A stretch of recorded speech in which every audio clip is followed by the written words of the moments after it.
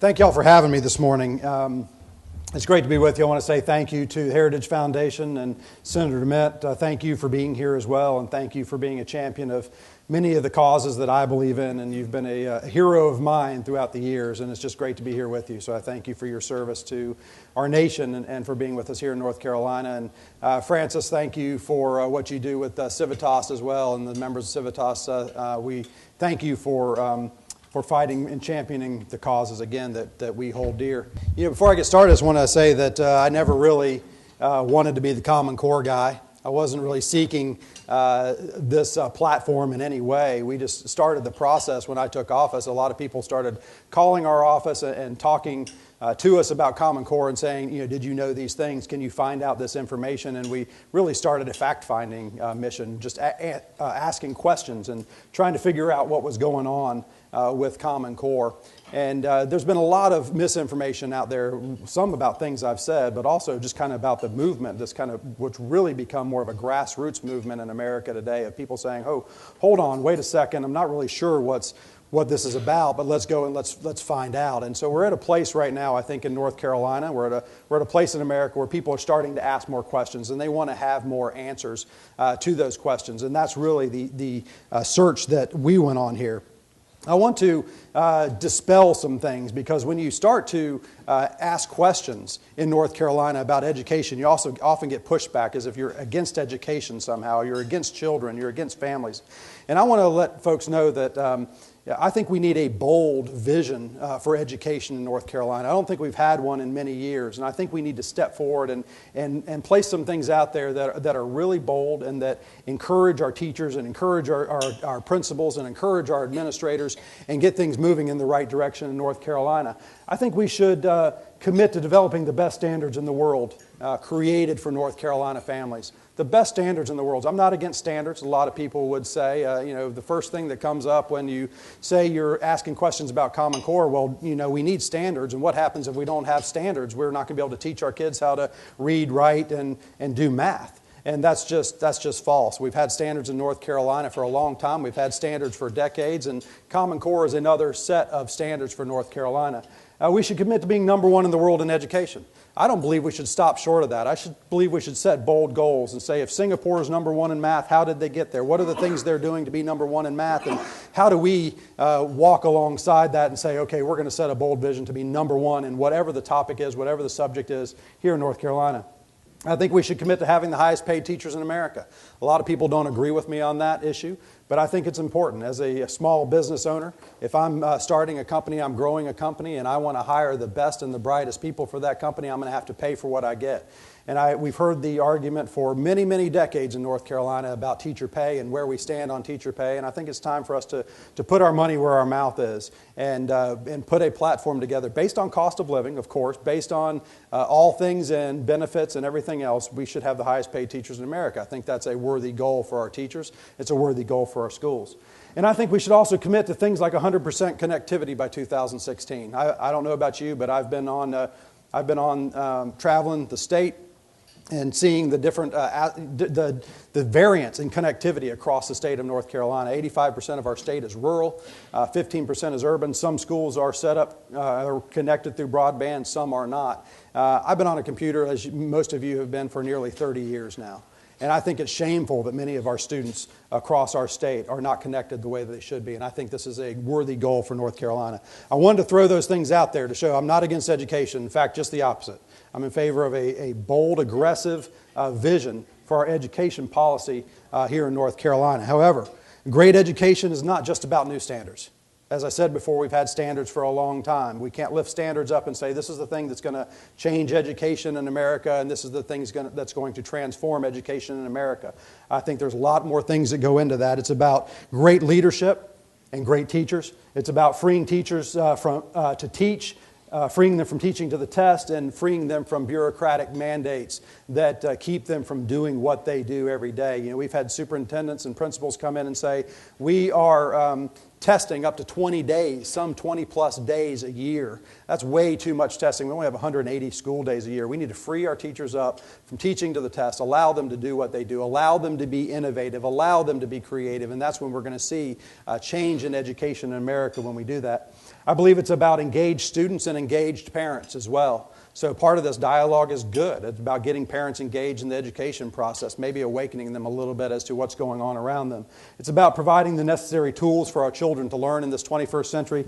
And it's about the ability to focus on each child and being able to customize the learning to their needs and their desires. And I firmly believe that this is really, it's a tipping point in America. The first time in the history of our country that we have really had the opportunity, because of technology, because of the internet, to customize technology, to customize learning to every single student on a one-to-one basis. And there are schools, there are districts that are doing that right now, and I'll speak a little bit about that in a moment. So we got engaged in this a few months ago when we asked the chairman of the State Board of Education. We have Trish Willoughby here with us from the Board of Education. Trish, thank you for being here. I saw Martez Hill here as well. Are there any other board members that I'm not seeing from the State Board here today? So I went to Chairman Bill Kobe and said, Chairman Kobe, can we put Common Core on the board agenda? I have a lot of questions. Other people have a lot of questions. We want to be able to ask those questions and be able to dive in. And about the second board meeting that we did that, I really realized very quickly that there was no way we were going to be able to ask all the questions that we had. There's no way we're going to get the answers to all these things. And so it was actually Dr. Atkinson that said to me, I sit next to her in the board meetings, I said, this is just not helpful. I said, we're just not getting the things done that we need to get done. She said, well, why don't you write down your questions and give them to us and we'll answer your questions. And so that's what we did. We put together a document of 67 questions or sub-questions to that. It was a lot of questions. And we sent that in, and that very day, Dr. Atkinson sent me a note and said, well, send us 10,000 sheets of paper and we'll answer your questions. And maybe she was being funny, but we sent her 10,000 sheets of paper the next day, and we delivered those to her office, and about 3 weeks later, we got about 40,000 sheets of paper back. We got a thumb drive with a bunch of information. There were 130-some links to websites. There were hundreds of original source documents when we went into those websites to start looking. There were just tons and tons of documents. It was a mountain of information. And what I like to say to folks when they say, well, they gave you all your answers to your questions, there's a big difference between information and answers. A big difference between informations and answers. You can bury people in information or you can give them direct answers. And I believe that our questions were reasonable. I think if any of you have gone out and looked at those questions, if there are any questions on there you don't think are reasonable, then let us know. I mean, I'll retract them, but I still think that we need to have answers to those questions. And we've met with people since then that said, oh, I have the answers to that. I can get you the answers to those questions. And so here we have the Lieutenant Governor of North Carolina, a voting sitting member of the State Board of Education, asking questions to the Department of Public Instruction and not getting direct answers. And I don't think that's acceptable. So our questions were centered around several key topics. One was the cost of implementation. What does it cost to implement Common Core in North Carolina? When I started asking this question at the state board meetings, the answers were always focused around a couple things. One was, well, the assessment. If we go with the Smarter Balance assessment, the first month it was $28, and then it was maybe we'll get it down to $26, then maybe we would get it down to $20, and so that was a moving target on the assessments. Well, the assessments weren't the only answer. The other answer I would get, well, we've done this many times. We've changed standards many times in North Carolina. This is just kind of the cost of doing business. But there was no answer as to what that was. Now, I'm a business guy. I come to this from a business-minded perspective. And if I'm changing my business plan within my company, I'm going to do some cost-benefit analysis of that plan. And I think in North Carolina, we should have a very clear understanding of what the implementation of Common Core would cost the state, what that implementation of Common Core would cost each of our school districts, and even each of our individual schools. I'll just give you a quick example, not to get in the weeds too far on this, but when you talk about implementation and you talk about a Smarter Balance assessment for Common Core, you're talking about electronic assessment for students. 1.5 million students being able to go online and take an assessment. And really the right way to do that, as you all would be to have a day or 2 days of testing where everybody goes on and tests in that amount of time. Well, as I mentioned earlier, 85% of our state is rural. So a significant part of our state is not connected the way they should be. Just because broadband connection goes to a school district doesn't mean every school has it. Just because broadband connection goes to a school doesn't mean every school has enough bandwidth to do the things that they need to do for all of their students to go online at one time. Just because we have broadband connection doesn't mean those students have those devices in their hand or a school is equipped to be able to put those devices in the hands of the student in the amount of time that it needs to be done for us to move forward with these assessments. And so these were just basic questions. You throw onto that network administrators. If you went to any county day or any school district, say, let's go down to the individual school and say, do you have a network administrator? No, they wouldn't have a network. They can't afford a network administrator. So if you told every school they have to now go out and hire a high-paid technology staffer to administer their network, to make sure their firewalls are safe, to protect their school and those types of things, they can't afford to do that. So we need to have a sound, basic understanding of what all the costs are related to implementation, not just about teacher training, not just about the actual assessment themselves. So those are the types of questions that we've been asking. Technology readiness, I've already mentioned that. Data collection was another piece. When we started this, we were in the process of testing in Bloom in Guilford County. It's a kind of a consortium of data collection that was really taking data. In Bloom was really a collector of data that was taking data from a lot of different sources and collecting it and using it to try to understand how are students progressing through their education and that type of thing. And again, we were asking some pretty basic questions. What data is being collected? What are we collecting? It's already going on in Guilford County, so some data is being collected. Something has to be going on there. We never got the real answers to that question. We asked, well, who's in charge of the data? How are we protecting the data? How is that data secured? How do we make sure that vendors and the like don't have access to that data? Because actually the changes in the FERPA laws, if you're familiar with the national FERPA laws, which protect our children, protect their data, the information that is shared every day. I mean, this does happen. We do collect data. It's not a bad thing. As you're online every single day, people are collecting data on you. And what the challenge is how do we protect that data?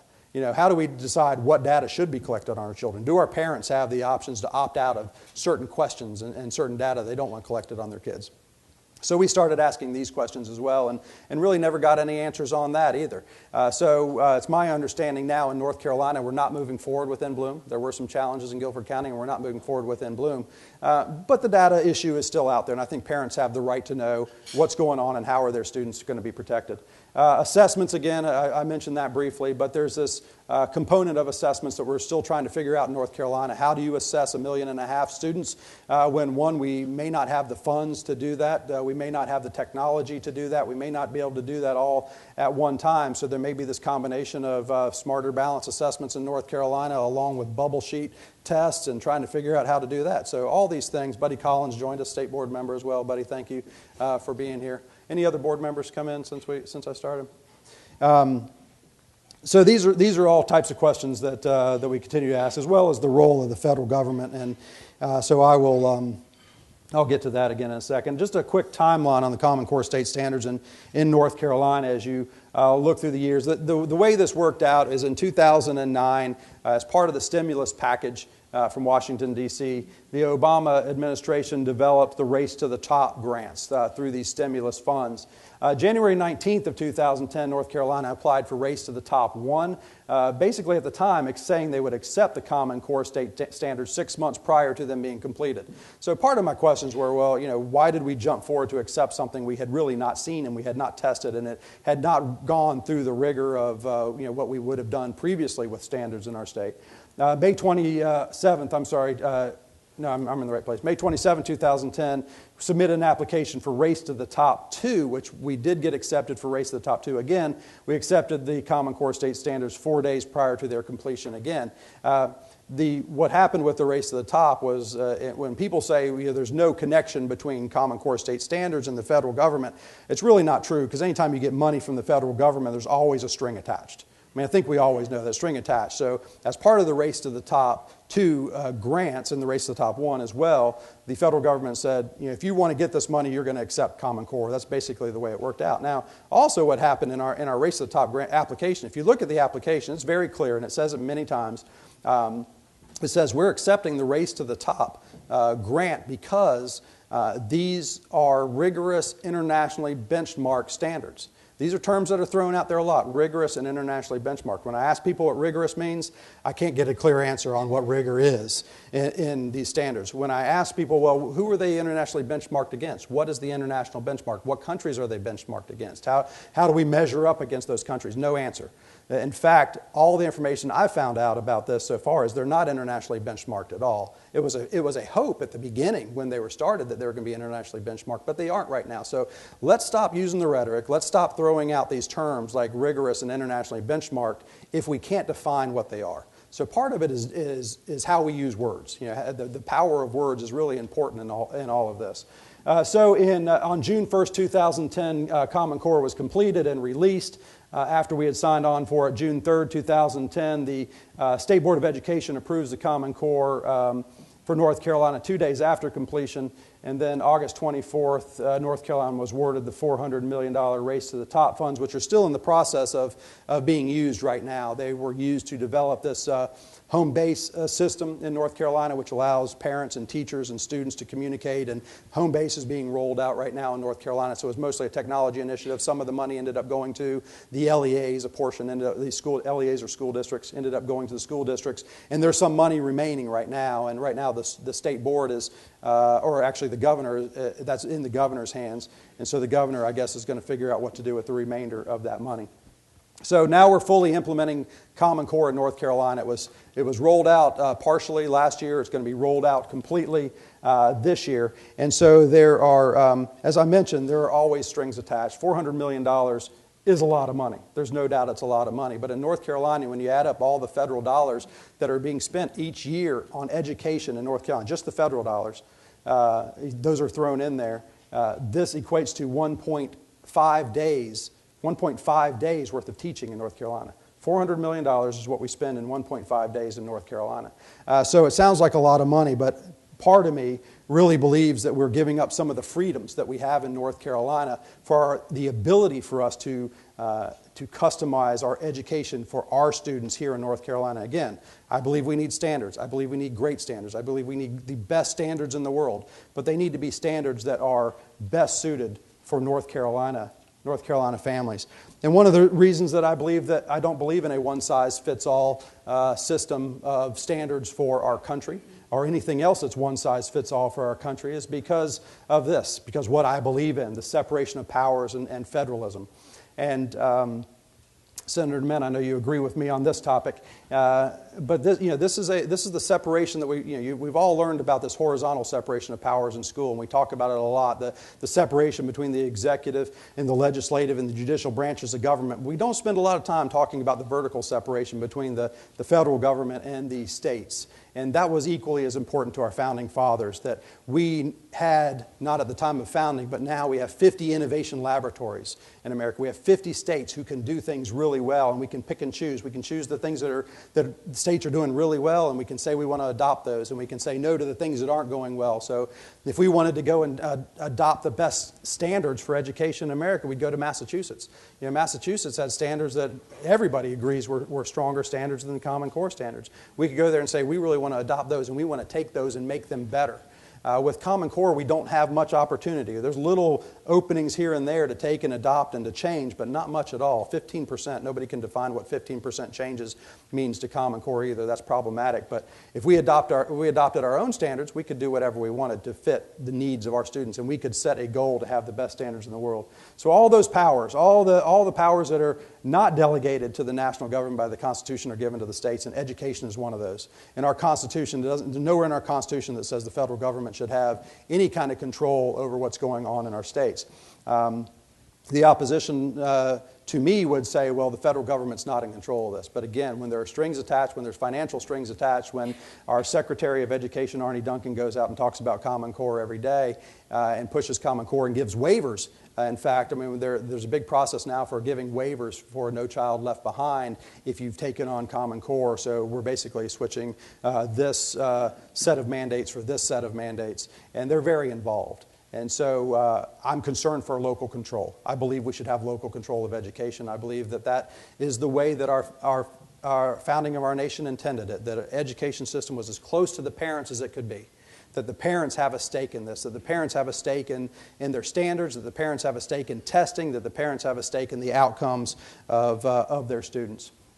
So, Common Core standards is not just about standards. And that's one of the things that I think is really important to understand. What you end up having is you have standards and you have assessments, and they really bookend each other.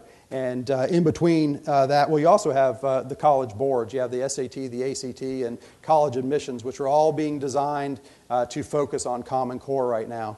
And in between that, you have curriculum. So curriculum is the thing that fills the gap. And so while standards are not curriculum and assessments are not curriculum and the college boards are not curriculum, the piece that fills in those gaps is curriculum. And right now, our teachers the teachers I've talked to are concerned about this. There's no textbooks. We haven't had money to purchase textbooks in North Carolina. There is no curriculum developed in North Carolina right now that's helping our teachers with this, but it's being developed. It's being developed nationally. And I think we're in a danger of having a one-size-fits-all curriculum. When people say, what's kind of the easy way out? What am I going to be able to do to teach my kids the right way to, again, this will be, if you have standards on one end and assessments on the other, teachers are going to be teaching to the test again. It's going to happen. So what fills the gap? The best way for them to fill the gap is through designed curriculum to help them do that. And so how does this impact students? In the public schools, you move forward with this. Well, what happens to the private schools? Well, if you look at the college boards again, same students. The college boards are taking the SATs, the ACTs, and private schools will be affected by this. Charter schools will be affected by this. Home schools will be affected by this. All types of education is going to have to adapt itself to the Common Core standards, whether they signed up for it and whether they agree with it or not. And so there's some challenges, some inherent challenges there that I think parents are one day going to wake up and say, wait a minute, I didn't understand this. I didn't sign up for this. And so math and language arts right now are kind of easy because math really should be 2 + 2 = 4. And language arts, is kind of language arts, and you can read a lot of different things and a lot of different topics for language arts. But once you get into science and you have parents out there that really don't agree with global warming and don't agree with the climate change science, but our curriculum, our standards are set based on that, and our curriculum has to teach to that, that's going to become problematic with a lot of parents. When you start teaching revisionist history in any way, if our history curriculum doesn't align with what a lot of parents think is the truth of the founding of our nation and those types of things, then there's going to be some challenges with that. So these are all things that I think are important. They're all things that we need to keep our eye on, and I think we need to keep asking questions. I think that's important for all of us. I don't think there's a bad question out there. I don't think there's anything wrong with asking questions out there. And I think that's really what we should continue to do, is find out what is it. What are the things that are important to North Carolina? What provides the best foundation for education in our state? And that's how we should move on. So thank you for your time.